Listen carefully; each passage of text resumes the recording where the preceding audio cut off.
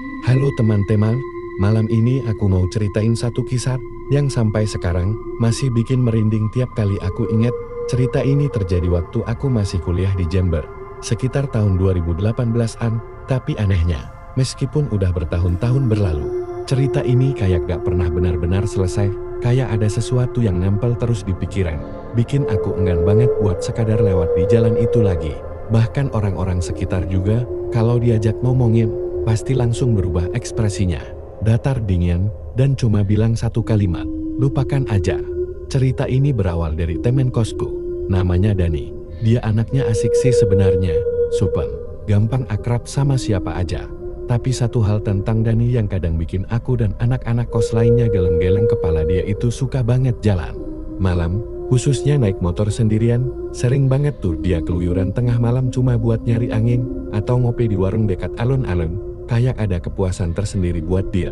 Katanya, karena suasana malam itu bikin tenang, gak banyak orang, gak banyak suara, dan gak banyak gangguan. Pokoknya, kalau Dani udah bilang muter bentar, itu artinya dia bakal hilang sampai 2 atau 3 jam ke depannya. Salah satu jalur yang sering dia lewatin kalau pulang malam adalah jalan pintas yang disebut warga sebagai jalan sunyi. Nama aslinya sih ada, tapi orang-orang lebih sering nyebut begitu karena ya, jalan itu bener-bener sunyi. Gak ada lampu jalan, kiri kanannya kebun tebu sama sawah yang luas banget, dan kalau malam, suasananya kayak dunia lain, sepi banget, gelap, dan kalau gak biasa, orang bisa panik sendiri. Tapi katanya sih jalan itu lebih cepat 10-15 menit kalau dibandingin jalur utama kota. Sebenarnya, dari dulu warga udah ngasih semacam peringatan tak tertulis, jangan lewat jalan sunyi setelah tengah malam, apalagi sendirian. Soalnya menurut cerita orang-orang sekitar, sering ada suara gamelan Jawa dari arah sawah.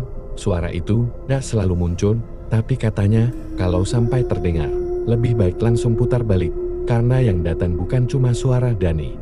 Dengan gaya santainya, tentu gak percaya sama hal-hal begitu. Dia sering meledek, ya, paling juga suara dari rumah orang, atau speaker dari acara mantenan. Padahal siapa juga yang ngadain mantenan tengah malam, di tengah sawah? Tapi ya namanya Dani, semakin orang larang, dia makin penasaran. Sampai akhirnya kejadian itu terjadi, waktu itu malam Jumat Kliwon. Dani habis nongkrong lama banget di warung kopi. Katanya sempat ngobrol panjang sama barista soal motor tua. Jam udah menunjukkan 12,20 malam pas dia cabut dari sana, teman-teman lain udah tidur semua. Dan aku juga baru mau rebahan waktu dengar suara motornya dari kejauhan. Aku masih ingat jelas, suara knalpot motornya khas banget. Tapi yang aku gak tahu waktu itu, Dani mutusin buat lewat jalan sunyi lagi. Dan itu adalah keputusan yang dia sesali seumur hidup. Keesokan paginya, Dani pulang dengan kondisi pucat, badannya lemes, bibir kering, dan matanya kayak kurang tidur berhari-hari. Awalnya aku kira dia sakit atau kecapekan, tapi dia cuma duduk diam di depan kamar kosnya, bengong, sambil meremas botol air mineral. Setelah didesak dan dibujuk lama, akhirnya dia cerita, dan sejak dia buka mulut, aku langsung ngerasa bulu kuduku berdiri. Katanya, semua bermula biasa aja. Jalan sepi, suara jangkrik, angin malam pelan-pelan masuk dari sela jaket. Bahkan dia sempat humming lagu dari ponselnya yang dia kolok ke headset. Tapi begitu masuk ke bagian tengah jalan sunyi, bagian yang paling gelap, yang kiri kanannya cuma pohon tebu tinggi menjulang, motornya tiba-tiba mati total. Lampu padam, mesin mati, bahkan speedometer gak nyala sama sekali. Dani coba starter ulang, gak bisa, gak ada sinyal di HP, gelap, sunyi. Dan waktu itu, dia masih mikir mungkin masalah aki, tapi lalu ada suara aneh.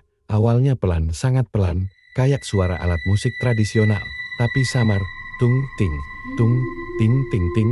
Dani diam. Dia pikir halu, tapi suara itu makin lama makin jelas, dan anehnya, suara itu gak seperti dari speaker atau ponsel, lebih kayak suara asli, dari kejauhan, dari tengah sawah, dari tempat yang gak ada siapa-siapa. Dia berdiri, coba nengok ke kanan dan kiri, tapi gak ngeliat apapun.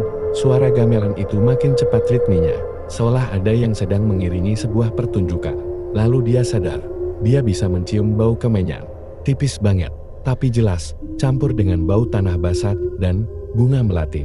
Dan yang paling bikin dia panik, saat itu tiba-tiba udara jadi dingin banget. Padahal ini Jember, tengah malam. tapi udara berubah seperti musim hujan di pegunungan. Nafasnya pun berembun. Dani mulai merinding, tapi masih coba tenang.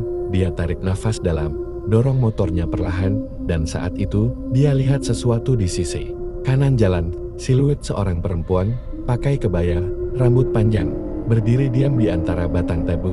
Wajahnya gak kelihatan jelas, tapi posturnya gak salah lagi. Manusia, atau mungkin bukan? Dani terpaku, jantungnya berdebar kencang. Perempuan itu gak bergerak, tapi matanya, kalau bisa dibilang itu mata, terus menatap ke arah Dani. Dan tanpa Dani sadari, suara gamelan itu berubah jadi irama tarian, kayak suara pengiring penari tradisional. Lalu, ada bayangan lain muncul. 1, 2, 3, dan mereka bergerak pelan, seolah sedang menari. Tapi gerakannya kaku, gak manusiawi. Dani langsung mundur beberapa langkah sambil komat-kamit baca doa. Tangannya gemetar saat pegang stang motor. Dan tiba-tiba tanpa alasan jelas motornya nyala sendiri. Mesin hidup, lampu menyala. Tanpa pikir panjang, dia langsung naik dan gas sekuat tenaga. Jalan itu dia libas dalam waktu gak sampai 2 menit. Suara gamelan masih terdengar sampai dia keluar dari area jalan sunyi. Pas dia sampai di depan kos, dia gak bisa langsung turun. Kakinya lemas, suaranya hilang, dan di malam itu juga dia demam tinggi, tidur gak nyenyak, dan besoknya Dani ngaku semalam dia mimpi aneh. Mimpinya berada di tengah panggung, dikelilingi penari-penari berkebaya dengan wajah kosong, dan dia dipaksa ikut menari bersama mereka. Sampai hari ini, Dani gak pernah lewat jalan itu lagi. Bahkan dengar namanya aja dia bisa pucat. Dan anehnya, sejak kejadian itu, dia jadi lebih pendiam. Sering bengong. Kadang masih suka kebangun tengah malam sambil teriak, "Hentikan gamelannya." Dan, kalau kalian penasaran, apakah suara itu masih sering terdengar?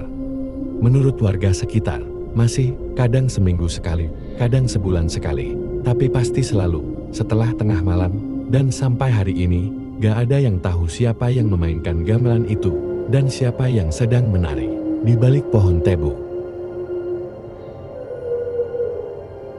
Setelah malam itu, suasana di kosan kami berubah. Dani yang biasanya ramai, suka bercanda, tiba-tiba jadi pendiam, sering galamul, ngomong sendiri.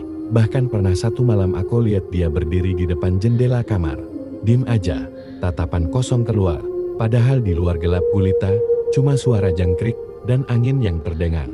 Aku sempat pikir Dani cuma trauma, tapi makin lama, makin aneh. Dia mulai suka naruh bunga melati di meja belajarnya. Awalnya aku kira cuma iseng, tapi tiap malam, wangi bunga itu makin kuat. Bukan wangi bunga biasa, tapi campur sama bau kemenyan tipis, kayak di pemakaman. Puncaknya, malam Jumat berikutnya, Dani gak keluar kamar seharian. Pintu dikunci dari dalam. Kita semua khawatir. Aku sama Farid, teman sekamar lainnya, mutusin buat dobrak pintunya, karena suara dari dalam kamar Dani gak wajar, kayak orang nangis, tapi dicampur ketawa kecil, gak keras, tapi cukup buat bikin merinding. Pas pintu kebuka, kamar Dani gelap, tirai jendela ditutup semua, lampu mati, dan dia duduk di pojokan sambil nutup kuping. Matanya merah, mukanya pucat, dan tubuhnya gemetar. "Gamelannya, tolong matiin, jangan biarin mereka nari lagi," katanya pelan. Suaranya hampir kayak bisikan. Kami langsung tarik dia keluar, kasih minum, dan teleponin orang tuanya. Malam itu Dani dibawa pulang kampung, katanya buat pengobatan. Tapi anehnya, dari saat Dani keluar dari kamar itu jadi dingin. Bukan cuma dingin biasa, tapi dingin yang bikin kulit keriput. Udara di dalam kamar itu kayak bukan udara normal. Aku penasaran, jujur. Malamnya, pas semuanya udah tidur, aku balik ke kamar Dani, cuma mau ngecek. Tapi pas aku buka pintu, wanginya langsung nusuk hidung. Wangi bunga melati, lebih kuat dari sebelumnya. Dan di meja belajarnya, ada semacam kendi kecil dari tanah liat. Aku gak pernah lihat itu sebelumnya. Di sampingnya, ada bunga melati yang udah layu, dan kertas kecil